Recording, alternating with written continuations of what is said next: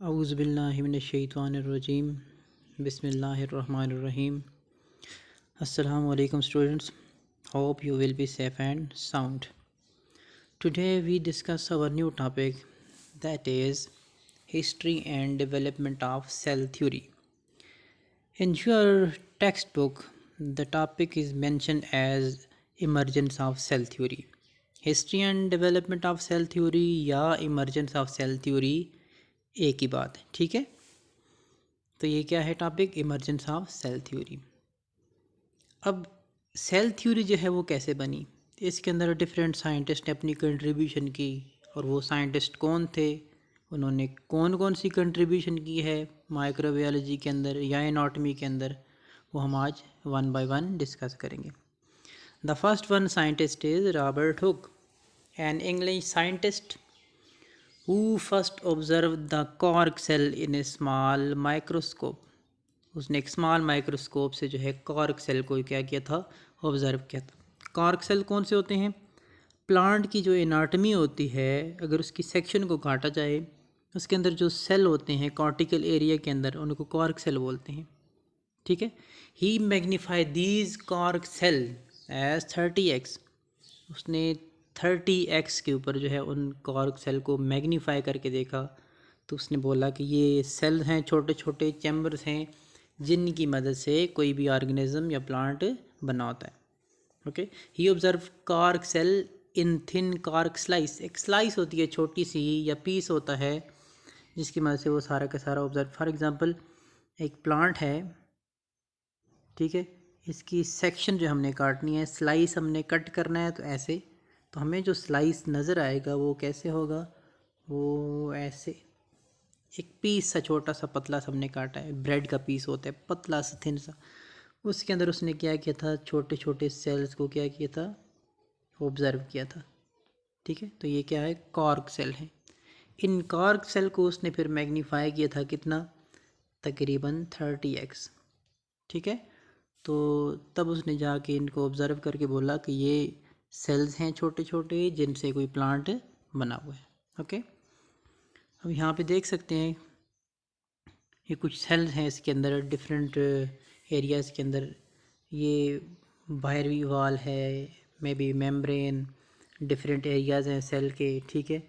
और ये कुछ कॉर्क सेल हैं, ठीक है, और ये अंदर वाला एरिया है वेस्कुलर बंडल वाला, ठीक है। तो ये वाले सेल जो हैं सबसे पहले किसने ऑब्ज़र्व किए थे, रॉबर्ट हुक ने। ओके, तो ये क्या है, एनाटॉमी है किसकी, प्लांट की स्टेम की एनाटॉमी है। The second one scientist is Anton von Leeuwenhoek, a Dutch scientist, and he made a better microscope to observe the small specimen और स्मॉल ऑब्जेक्ट्स। एक डच साइंटिस्ट था, उसने रॉबर्ट हुक से बेहतर एक माइक्रोस्कोप बनाई, जिससे वो स्मॉल ऑब्जेक्ट जो है, स्पेसिमेन जो है, उनको आसानी से देख सकता था। He observe small creation in pond water. उसने एक पॉन्ड वाटर लिया, छोटा सा एक ड्रॉप जो है अपनी माइक्रोस्कोप के अंदर रखा, और उस वाटर को वो माइक्रोस्कोप से देखने लगा। He magnify the water about 300 times. अब जब उसने वो सारा का सारा वाटर जो उसने रखा था माइक्रोस्कोप के अंदर, जब उसने लेंसेज यूज़ किए, उसको 300x पे जब लेके गया, तो उसको उस वाटर के अंदर छोटी छोटी कुछ क्रिएशन नज़र आई, छोटे छोटे कुछ ऑर्गेनिज्म जो हैं वो तैरते हुए नज़र आए। He named the small creation as animalcule. अब उसने उनको क्या बोला, वो जो पानी के अंदर उसको नज़र आई थी, पॉन्ड वाटर के अंदर नज़र आई, उसने उनको एनिमलक्यूल बोला।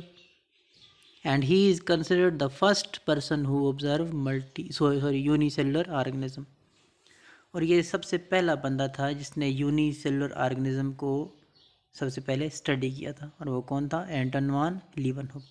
और इसने कितनी पावरफुल माइक्रोस्कोप बनाई थी, 300x। ओके, अब यहाँ पे देखिए, ये माइक्रोस्कोप है एंटन वॉन लीवनहुक ने जो बनाई थी, जो हमने पहले भी पढ़ी है। और ये पॉन्ड वाटर के अंदर उसने जो छोटे छोटे ऑर्गेनिजम्स को जो है वो कॉलोनी की फार्म में देखा था, उसने इनको बोला था ये दीज आर एनिमल क्यूल्स, ठीक है। तो ये क्या है, एनिमल मॉलिक्यूल्स जो हैं आपको नज़र आ रहे हैं, और उसने इस माइक्रोस्कोप की मदद से देखा, तो इसकी पावर कितनी थी, 300x. Okay. The third one scientist is Jean-Baptiste de Lamarck. It is a French scientist. He observed small cell during his investigation about animal and plant structures. इस फ्रेंच साइंटिस्ट ने, जीन बैप्टिस्ट डी लिमार्क ने, सबसे पहले जब cell देखे तो कैसे देखे, जब वो एनिमल और प्लांट की स्ट्रक्चर्स को, उनकी बॉडी पार्ट्स को क्या कर रहा था, ऑब्जर्व कर रहा था with the help of microscope. He conclude that all living things are made up of cell. उसने भी यही देखा कि हर एक चीज़ जो है, चाहे वो प्लांट है, एनिमल है, कोई भी चीज़ है, वो सारी की सारी सेल से बनी है. ठीक है. Fourth one scientist, Robert Brown. It is a this is a British botanist. ये एक ब्रिटिश बॉटनिस्ट था. He observe the spherical body in a cell and he called it nucleus. उसने सेल के अंदर एक स्फेरिकल बॉडी देखी थी और उसने उसको क्या बोला था, न्यूक्लियस. ओके. ये सेल है और उसके अंदर एक स्फेरिकल बॉडी है, बॉल लाइक स्ट्रक्चर है, उसने उसका नाम दिया न्यूक्लियस. ओके. और उसने ये देखा कि सेल जो है ये एक एम्प्टी चैम्बर है और उसके अंदर कुछ और डिफरेंट पार्ट्स भी उसके अंदर प्रेजेंट हैं, लाइक ऑर्गेनेलीज प्रेजेंट हैं, राइबोसोम्स हैं, and so many. Next scientist Matthias Sheldon. Matthias Sheldon was a German botanist. He claimed that all plants are made up of cell. अब जो वो स्टडी कर रहा था माइक्रोस्कोप की मदद से, उसने भी यही जो है वो कंक्लूजन निकाली कि हर एक प्लांट जो है वो किससे बना है, वो भी सेल से बना है. Okay.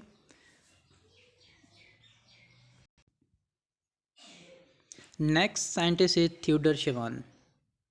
Theodor Schwann was a German zoologist. ये जर्मन zoologist था. He also proved that all animals are made up of cell. जैसे कि एक साइंटिस्ट ने, वो बॉटनिस्ट था, उसने प्लांट्स को स्टडी किया और उसने बोला कि प्लांट जो है वो सेल से बने हैं.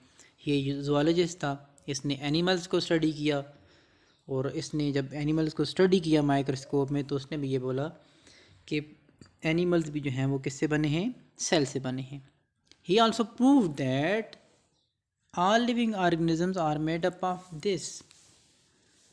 यानी कि उसने ये साबित किया था कि जितने भी जो हैं वो ऑर्गेनिज्म है वो किससे बने हैं, वो सेल से बने हैं. Okay. It is considered as the first statement of cell theory. और इस सारी की सारी चीज़ को क्या किया गया था, कंसिडर किया गया था कि ये सेल थ्योरी का पहला पास्टुलेट है, पहली स्टेटमेंट है. ओके. कौन सी है, कि हर एक चीज़ जो है वो किससे बनी है जी, लिविंग थिंग, वो सेल से बनी है. Next scientist is John Evangelist Purkinje. It is a चेक साइंटिस्ट. ठीक है. And he introduce the term protoplasm. और उसने एक टर्म इंट्रोड्यूस की थी, इसको उसने प्रोटोप्लाज्म का नाम दिया था. What is protoplasm? The living contents of the cell is called protoplasm. कि सेल के अंदर जितने लिविंग कंटेंट हैं, including cell membrane, nucleus, cytoplasm, उसने बोला था ये क्या है, ये protoplasm. Okay. Rudolf Virchow. This is a German scientist and he said that omnis cellula e cellula. जब उसने अपनी स्टडी की, अपनी रिसर्च की, तो उसने एक स्टेटमेंट दी, that is omnis cellula e cellula. इसका मतलब क्या है, that every cell arise from new cell. इस स्टेटमेंट का मतलब ये है कि उसने बोला था कि हर एक सेल जो है वो एक दूसरे सेल से बना हुआ है, दूसरे सेल से राइज हुआ है. ठीक है. और ये किसकी स्टेटमेंट थी, रुडोल्फ विर्चो की स्टेटमेंट थी. Next scientist is Louis pasture.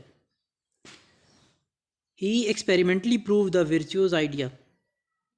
अब जो रुडोल्फ विर्चो ने जो आइडिया दिया था कि हर एक सेल एक नए सेल से बना है। अब उसने एक्सपेरिमेंटली प्रूव किया था, उसने एक्सपेरिमेंट किया था किसके ऊपर? बैक्टीरियाज के ऊपर।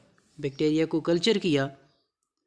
ड्यूरिंग कल्चर उसने ये ऑब्जर्व किया था कि every bacteria divides into 2 daughter bacteria and further every bacteria divide into more bacterias.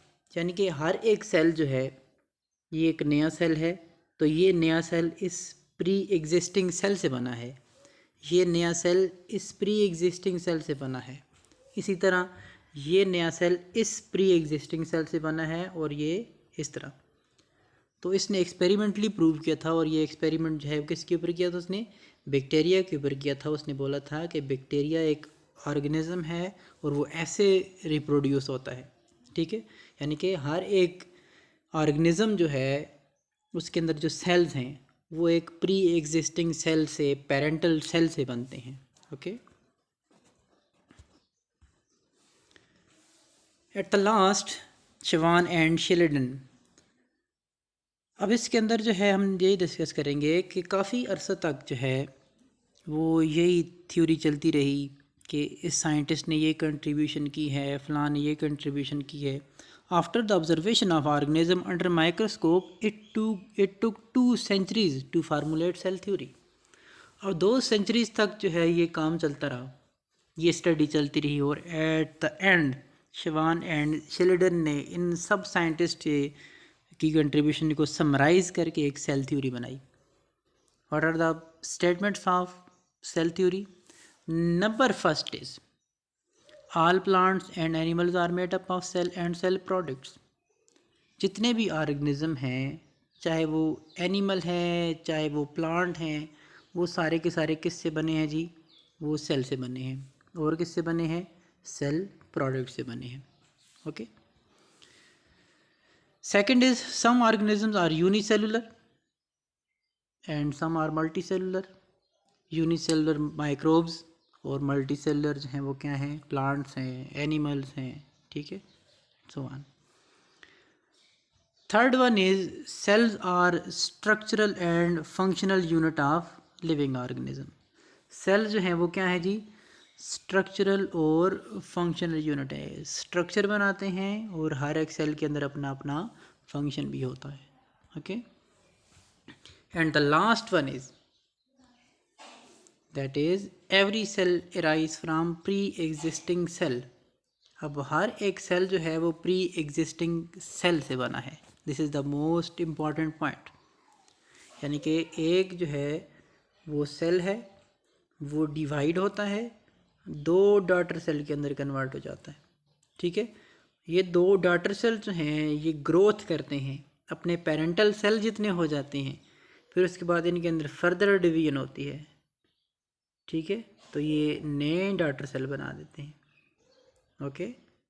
तो यानी कि हर एक नया सेल जो है 1 2, तो ये किससे बने हैं? प्री एग्जिस्टिंग सेल से बने हैं, अपने पेरेंटल सेल से बने हैं, ओके।